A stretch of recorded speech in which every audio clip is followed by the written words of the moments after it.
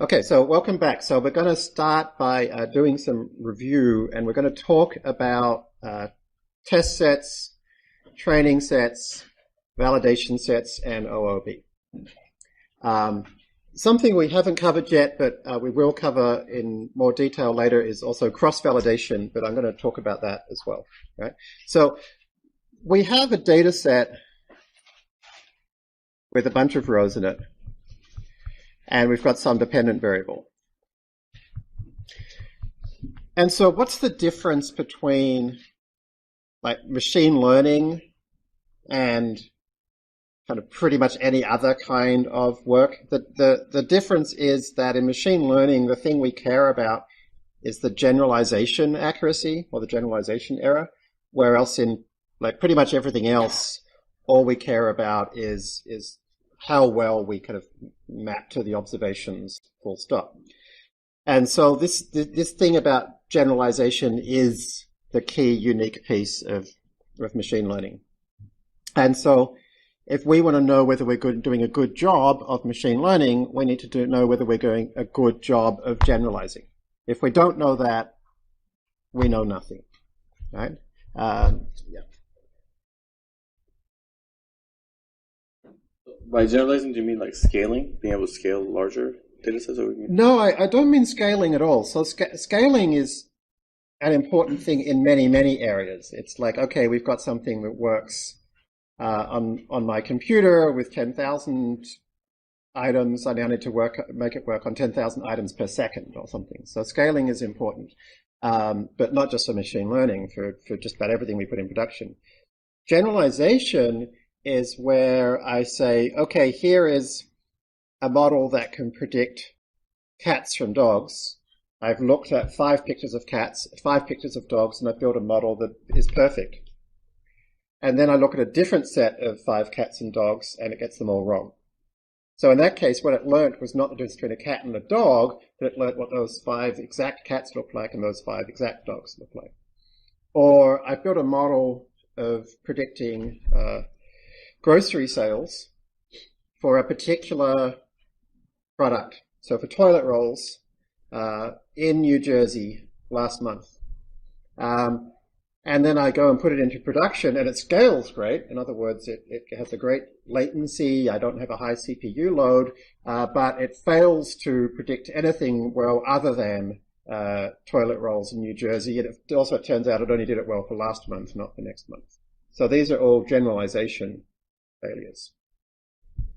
So the most common way that people check for the ability to generalize is to create a random sample. So they'll grab a few rows at random and pull it out into a test set. And then they'll build all of their models on the rest of the rows. And then when they're finished, they'll check the accuracy they got on there. So the rest of the rows are called the training set. Everything else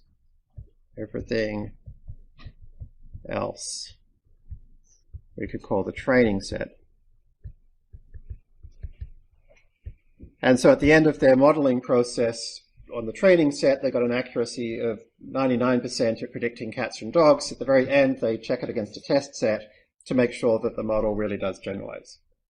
Now, the problem is, what if it doesn't, right? So, okay, well, I could go back and change some hyperparameters, do some data augmentation, whatever else, try to create a more generalizable model. And then I'll go back again after doing all that and check, and it's still no good, right? And I'll keep doing this again and again until eventually, after 50 attempts, it does generalize. But does it really generalize? Because maybe all I've done is accidentally found this one which happens to work just for that test set, because I've tried 50 different things, right? And so if I've got something which is like right coincidentally 0.05% of the time, then I'm very likely to accidentally get a good result. So what we generally do is we put aside a second data set. I've got a couple more of these and put these aside into a validation set. Validation set. right? And then everything that's not in the validation or test is now training. And so what we do is we train a model, check it against the validation to see if it generalizes, do that a few times, and then when we finally got something where we're like, okay, we think this generalizes successfully based on the validation set, and then at the end of the project, we check it against the test set. Yeah. So basically, by making this two-layer test set validation set, if it gets one right, the other one wrong, you kind of double-checking your errors, kind of like. It's checking that we haven't overfit to the validation set. So if we're using the validation set again and again, then we could end up not coming up with a generalizable set of hyperparameters, but a set of hyperparameters that just so happen to work on the training set and the validation set. So if we try 50 different models against the validation set, and then at the end of all that, we then check that against the test set, and it still generalizes well, then we're kind of going to say, okay, that's good. We've actually come up with a generalizable model. If it doesn't, then that's going to say, okay, we've actually now overfit to the validation set. At which point you're kind of in trouble, right? Because you don't have anything left behind, right? So the idea is to use effective techniques during the modeling so that doesn't happen, right? But if it's going to happen, you want to find out about it. Like you need that test set to be there, because otherwise when you put it in production and then it turns out that it doesn't generalize, that would be a really bad outcome, right? You end up with less people clicking on your ads or selling less of your products or providing car insurance to very risky vehicles or whatever.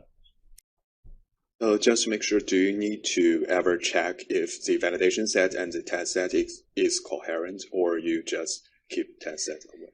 So if you've done what I've just done here, which is to randomly sample, there's no particular reason to check as long as they're big enough, right? But we're going to come back to your question in a different context in just a moment. Now, another trick we've learned for random forests is a way of not needing a validation set. And the way that we learned was to instead use the OOB error, or the OOB score. And so this idea was to say, well, every time we train a tree in a random forest, there's a bunch of observations that are held out anyway, because that's how we get some of the randomness. And so let's calculate our score for each tree based on those held out samples, and therefore the forest by averaging the trees that each row was not part of training. Okay. And so the OOB score gives us something which is pretty similar to the validation score. But on average, it's a little less good. Can anybody either remember or figure out why on average it's a little less good? Quite a subtle one. Can I give it to Chenxi? I'm not sure, but is it because you are treating, like you are doing every kind of pre-processing on your test set, and so the OOB score is reflecting the performance on testing set? No, so the OOB score is not using the test set at all. The OOB score is using the held out rows in the training set for each tree. So I mean, you are basically testing each tree on some data from the training set. Yes. So you have the potential of overfitting the training set.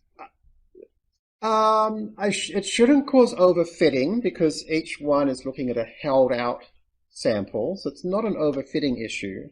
It's quite a subtle issue. Ernest, do you want to have a try? Aren't the samples from OOB bootstrap samples? They are. So then you're never going to, I mean, on average, they only grab 63% of the chance. So on average, the OOB is 1 minus 63%. Yeah. Exactly, yeah. And so what's the issue? So then if you're not... So why would the score be lower than the validation score? And that implies that you're leaving sort of like a black hole in the data, that there's like data points you're never going to sample and they're not going to be represented by the model. No, that's not true though, because each tree is looking at a different set, right? So the OOB, so like we've got like, I don't know, dozens of models, right? And in each one, there's a different set of rows, which happen to be held out, right? And so when we calculate the OOB score for like, let's say row 3, we say, okay, row 3 is in this tree, and that's it.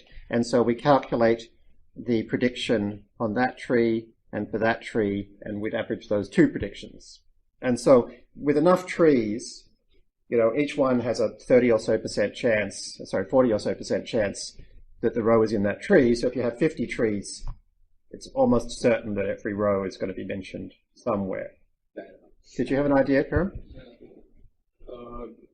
With validation set, we can use the whole forest to make the predictions, but here we cannot use the whole forest, so we cannot exactly see. Exactly. So every row is going to be using a subset of the trees to make its prediction.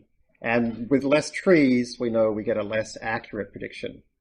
So that's a subtle one, right? And if you didn't get it, have a think during the week until you understand why this is, because it's a really interesting test of your understanding of random forests, of like, why is OOB score on average less good than your validation score? They're both using random held out subsets.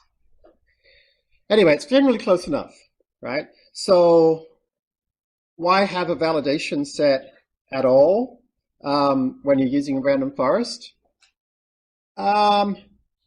If it's a randomly chosen validation set, it's not strictly speaking necessary, but you've got like 4 levels of things to test, right? So you could like test on the OOB. When that's working well, you can test on the validation set, when hopefully by the time you check against the test set, there's going to be no surprises. So that'd be one good reason.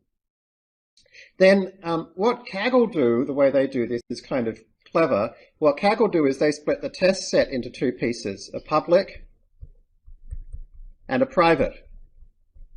And they don't tell you which is which. So you submit your predictions to Kaggle, and then a random 30% of those are used to tell you the leaderboard score. But then, at the end of the competition, that gets thrown away, and they use the other 70% to calculate your real score. So what that's doing is that you're making sure that you're not like continually using that feedback from the leaderboard to figure out some set of hyperparameters that happens to do well on the public, but actually doesn't generalize. Okay, so it's a great test. Like, this is one of the reasons why it's good practice to use Kaggle, because at the end of a competition, at some point this will happen to you, and you'll drop 100 places on the leaderboard the last day of the competition when they use the private test set, and it's like, oh, okay, that's what it feels like to overfit. And it's much better to practice and get that sense there than it is to do it in a company where there's hundreds of millions of dollars on the line. Okay, so this is like the easiest possible situation where you're able to use a random sample for your validation set. Why might I not be able to use a random sample for my validation set? I'll pass it to Taylor. In the case of something where we're forecasting, we can't randomly sample because we need to maintain the temporal ordering. Go on. Why is that? Because it doesn't make sense. So in the case of like an ARMA model, I can't pull out random rows because I'm thinking that there's like a certain dependency, or I'm trying to model a certain dependency that relies on like a specific lag term. And if I randomly sample those things, then that lag term isn't there for me to use. Okay, so it could be like a technical modeling issue that like I'm using a model that relies on like yesterday, the day before, and the day before that. And if I've randomly removed some things I don't have yesterday, and my model might just fail. Okay, that's true, but there's a more fundamental issue. Do you want to pass it to Tyler? It's a really good point. Although, in general, we're going to try to build models that are more resilient than that. Particularly with, temporal order, we expect things that are close by in time to be related to things close to them. Mm-hmm. So if we destroy the order, if we destroy the order, we really aren't going to be able to use that this time is close to this other time. I don't think that's true, because we can pull out a random sample for our validation set and still keep everything nicely ordered. Well, so we would like to predict things in the future, which we would require as much data close to the end of our. Okay, that's true. I mean, we could be like limiting the amount of data that we have by taking some of it out. But my claim is stronger. My claim is that by using a random validation set, we could get totally the wrong idea about our model. Karam, do you want to have a try? So if our data is imbalanced, for example, we can, if we are randomly sampling it, we can only have one class in our validation set. So our fitted model maybe. That's true as well. So maybe you're trying to predict in a medical situation who's going to die of lung cancer, and that's only 1 out of 100 people. And we pick out a validation set that we accidentally have nobody that died of lung cancer. That's also true. These are all good niche examples, but none of them quite say, like, why could the validation set just be plain wrong? Like, give you a totally inaccurate idea of whether this is going to generalize. And so let's talk about, and the closest is what Tyler was saying about time, closeness in time. The important thing to remember is when you build a model, you always have a systematic error, which is that you're going to use the model at a later time than the time that you built it, right? Like, you're going to put it into production, by which time the world is different to the world that you're in now. And even when you're building the model, you're using data which is older than today anyway, right? So there's some lag between the data that you're building it on and the data that it's going to actually be used on in real life.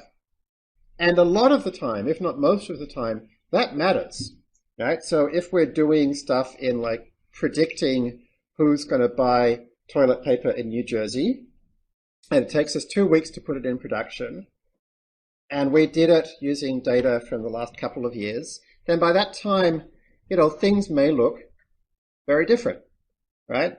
And particularly, our validation set, if we randomly sampled it, right, and it was like from a 4-year period, then the vast majority of that data is going to be over a year old, right? And it may be that the toilet buying habits of folks in New Jersey may have dramatically shifted. Maybe they've got a terrible recession there now and they can't afford high quality toilet paper anymore. Or maybe their paper making industry has gone through the roof and suddenly, they're buying lots more toilet paper because it's so cheap or whatever, right? So the world changes, and therefore if you use a random sample for your validation set, then you're actually checking how good are you at predicting things that are totally obsolete now. Right? How good are you at predicting things that happened 4 years ago? That's not interesting.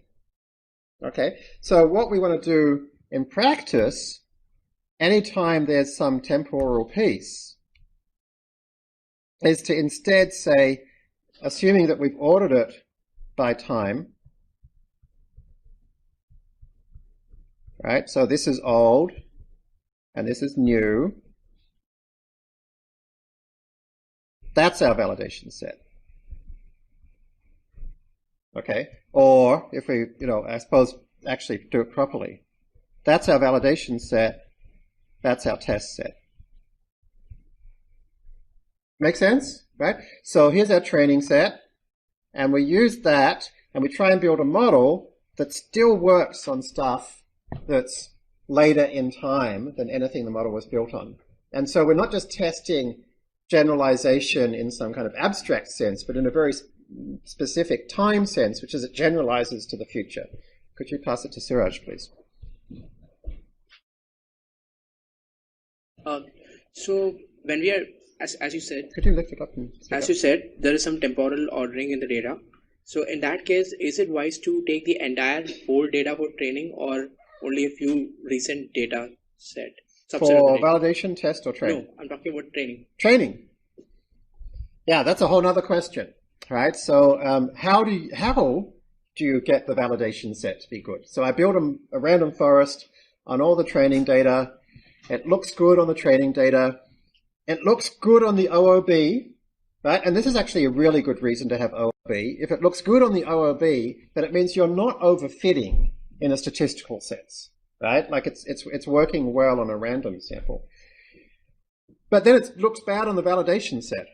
So what happened? Well, what happened was that you somehow failed to predict the future. You only predicted the past.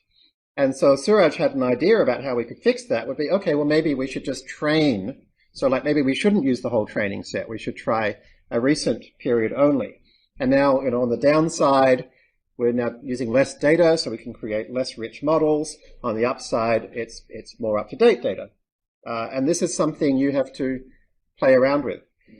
Most machine learning functions have the ability to provide a weight that is given to each row.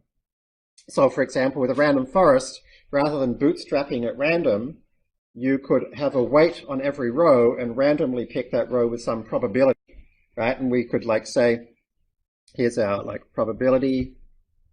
We could pick a curve that looks like that. So the most recent rows have a higher probability of being selected. That can work really well. Yeah, it's something that you have to try, and if you don't have a validation set that represents the future compared to what you're training on, you have no way to know which of your techniques are working. How do you make the compromise between amount of data versus recency of data? So what I tend to do is when I have this kind of temporal issue, which is probably most of the time, once I have something that's working well on the validation set, I wouldn't then go and just use that model on the test set, because the thing that I've trained on is now the test set is much more in the future compared to the training set. So I would then replicate building that model again, but this time I would combine the training and validation sets together, okay, and retrain the model. And at that point, you've got no way to test against a validation set, so you have to make sure you have a reproducible script or notebook that does exactly the same steps in exactly the same ways. Because if you get something wrong, then you're going to find on the test set that you've got a problem. So what I do in practice is I need to know, is my validation set a truly representative of the test set? So what I do is I build 5 models on the training set.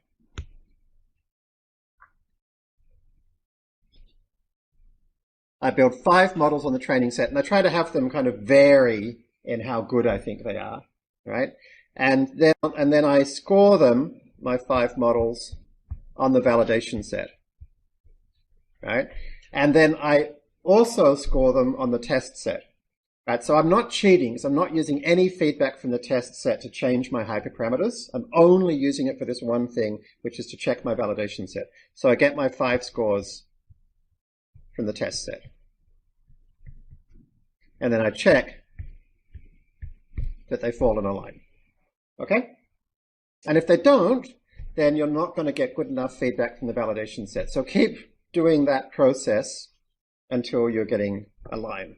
And that can be quite tricky, right? Sometimes the test set, trying to create something that's as similar to the real world outcome as possible, it's difficult, right? And when you're kind of in the real world, the same is true of creating the test set. Like the test set has to be as close to production as possible. So what's the actual mix of customers that are going to be using this? How much time is there actually going to be between when you build the model and when you put it in production? How often are you going to be able to refresh the model? These are all the things to think about when you build that test set. Okay. First. So you want to say that first make 5 models on the training data, yeah, and then till you get a straight line relationship, change your validation and test set? You can't really change the test set generally. So this is assuming that the test set's given. Change the validation set. So if you started with a random sample validation set and then it's all over the place and you realize, oh, I should have picked the last 2 months, and then you pick the last 2 months and it's still all over the place and you realize, oh, I should have picked it so that's also from the 1st of the month to the 15th of the month, and keep going until changing your validation set until you found a validation set which is indicative of your test set results. So the 5 models, you would start maybe with just the random data and then average and like just make it better? Or Yeah, I mean, yeah, maybe exactly, maybe kind of 5 like not terrible ones, but you want some variety, and you also particularly want some variety in like how well they might generalize through time. So one that was trained on the whole training set, one that was trained on the last 2 weeks, one that was trained on the last 6 weeks, one which used lots and lots of columns and might overfit a bit more. Yeah. So you kind of want to get a sense of like, oh, if my validation set fails to generalize temporally, I'd want to see that. If it fails to generalize statistically, I'd want to see that. Sorry, can you explain in a bit more detail what you mean by change your validation set so it indicates the test set? Like, what does that look like?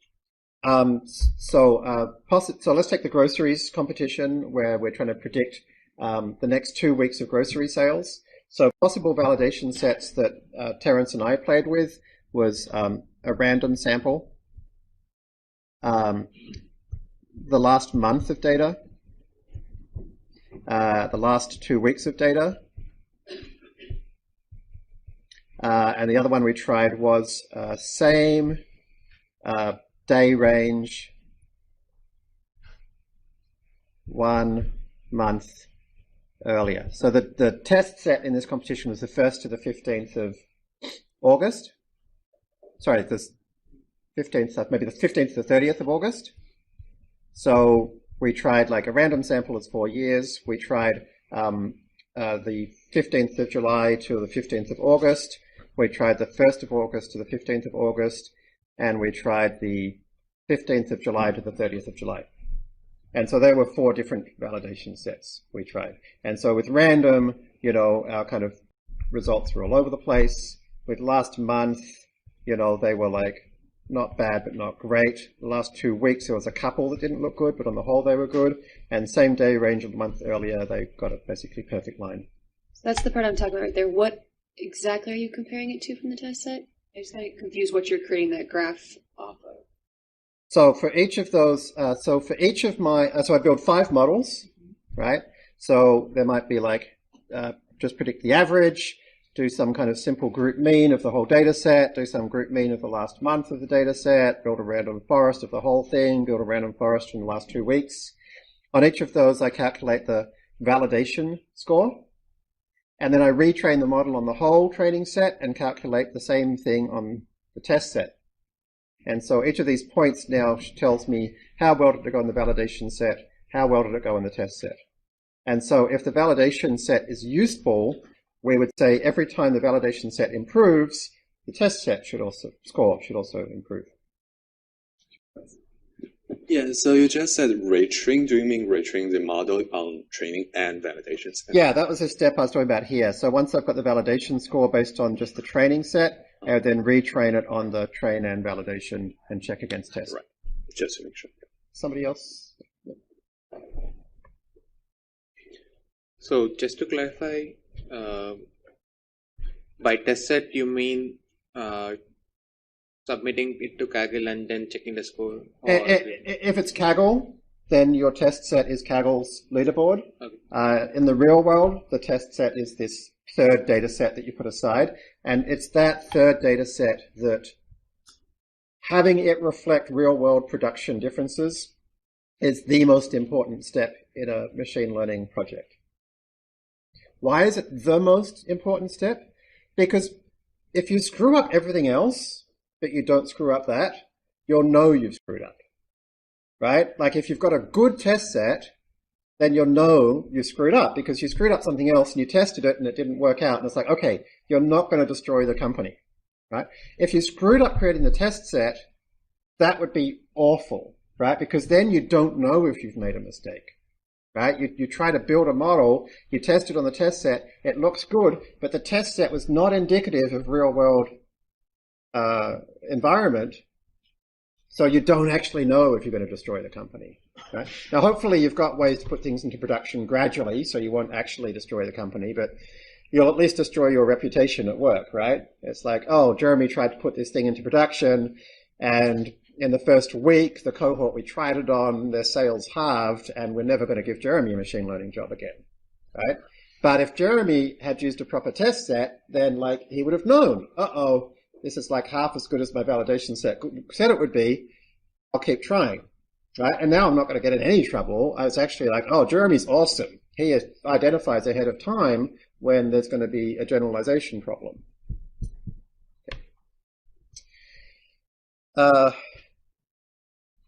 Okay. So this is something that kind of everybody talks about a little bit in machine learning classes, but often it kind of stops at the point where you learn that there's a thing in sklearn called make test train split, and it returns these things, and off you go, right? But the fact that or here's the cross-validation function, right? So the fact that these things always give you random samples tells you that much, if not most of the time, you shouldn't be using them. The fact that random forest gives you an OOB for free, it's useful, but it only tells you that this generalizes in a statistical sense, not in a practical sense, right? So then finally, there's cross-validation, right? Which, outside of class, you guys have been talking about a lot, which makes me feel somebody's been overemphasizing the value of this technique. So I'll explain what cross-validation is, and then I'll explain why you probably shouldn't be using it most of the time. So cross-validation says, let's not just pull out one validation set, but let's pull out 5, say.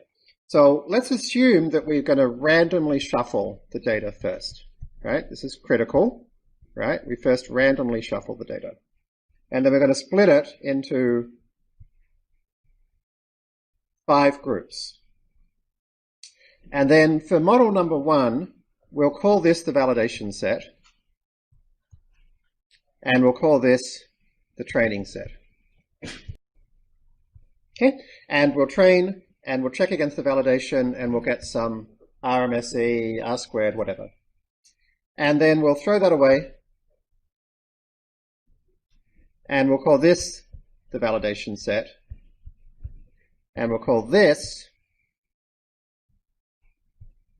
the training set. And we'll get another score. Okay? We'll do that 5 times. And then we'll take the average. Okay, so that's a cross-validation average accuracy. So who can tell me a benefit of using cross-validation over the kind of standard validation set I talked about before? Could you pass it to Feng?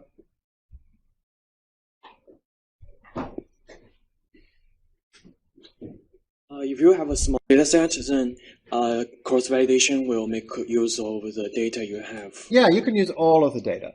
You don't have to put anything aside. And you kind of get a little benefit as well in that, you've now got 5 models that you could ensemble together, each one used 80% of the data. So, sometimes that ensembling can be helpful. Feng, could you tell me, what could be some reasons that you wouldn't use cross-validation?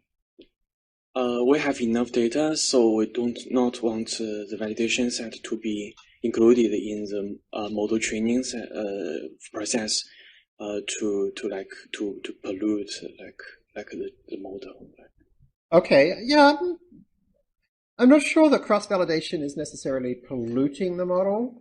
What would be a key downside of cross-validation?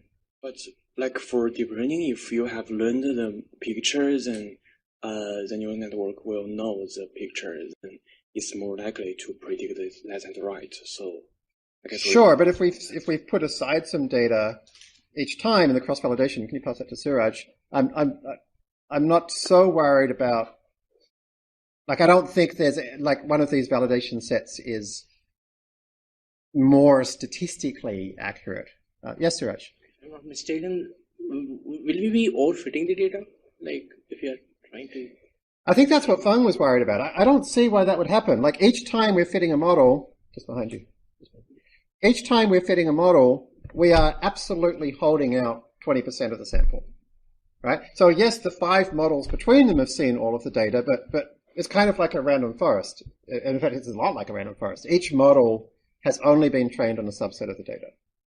Yes, Nishan. Say if it is like a large data set, like it will take a lot of time. Oh, yes, exactly. Right? So we have to fit 5 models rather than 1. So here's a key downside. Number 1 is time. And so if we're doing deep learning and it takes a day to run, suddenly it now takes 5 days, or we need 5 GPUs. Okay, what about my earlier issues about validation sets? Do you want to pass it over there?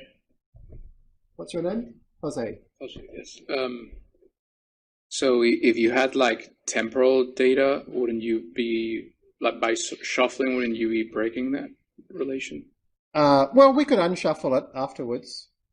We could reorder it. Like we could shuffle, get the training set out, and then sort it by time. Presumably there's a date column there, so I don't think it's going to stop us from building a model. Did you have Ernest?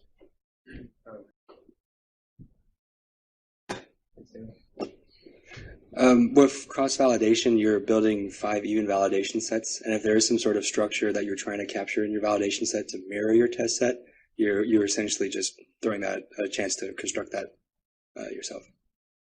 Right. I think you're going to say that. I think you said the same thing as I'm going to say, which is that our earlier concerns about why random validation sets are a problem are entirely relevant here. All these validation sets are random. So if a random validation set is not appropriate for your problem, most likely because, for example, of temporal issues, then none of these 5 validation sets are any good. They're all random, right?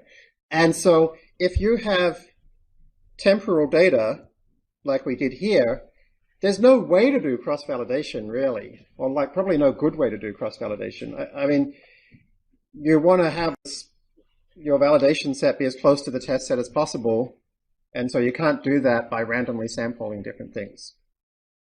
So, as Feng said, you may well not need to do cross-validation because most of the time in the real world, we don't really have that little data, right? Unless your data is based on some very, very expensive labeling process or some experiments that cost a lot to run or whatever. But nowadays, data scientists are not very often doing that kind of work. Some are, in which case this is an issue, but most of us aren't. So we probably don't need to. As Nishan said, if we do it, it's going to take a whole lot of time, right? And then as Ernest said, even if we did do it, and we took up all that time, it might give us totally the wrong answer because random validation sets are inappropriate for our problem. Okay? So I'm not going to be spending much time on cross-validation because I think it's an interesting tool to have. It's easy to use. sklearn has a cross-validation thing you can go ahead and use, but it's not that often that it's going to be an important part of your toolbox, in my opinion. It'll come up sometimes.